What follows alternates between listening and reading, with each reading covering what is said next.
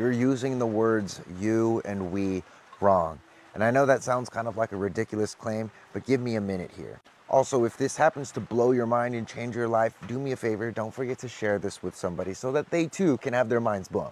So, you know when you're trying to explain something to somebody and they're just not getting it, and you try a lot harder and you try to be really clear, but they're still not getting it and it's just not landing, and then you start to get frustrated, and then it turns from like a teaching moment to where you're trying to teach them and help them to now you're just trying to get them to not be so stupid. I use the word you a lot in that sentence, but I was talking about me.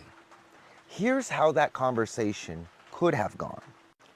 I was trying to explain something to somebody, but it wasn't landing, so I tried harder. But that didn't work either, and so I got frustrated.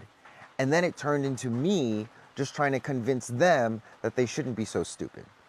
Now, the tail end of that, the whole stupid thing that's not the point. Ignore that part.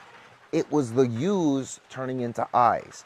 The first time I gave that little example, I was projecting.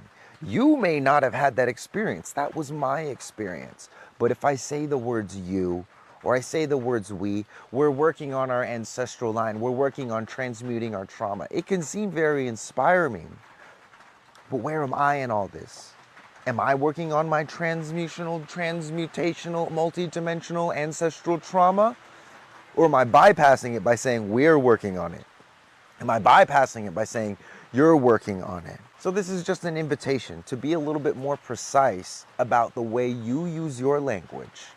When you're talking about something that you've experienced, stay away from the yous, stay away from the we's. Own the shit. Say I.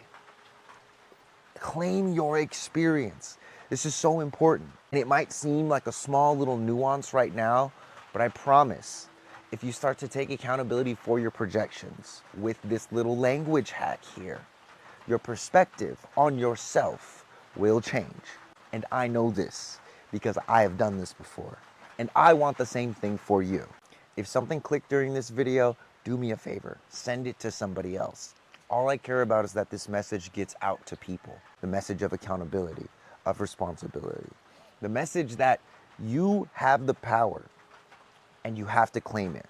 You have the power and you have to claim it. That power will never be under your command if you're constantly projecting your own experience by using the words you and we and us instead of I or me.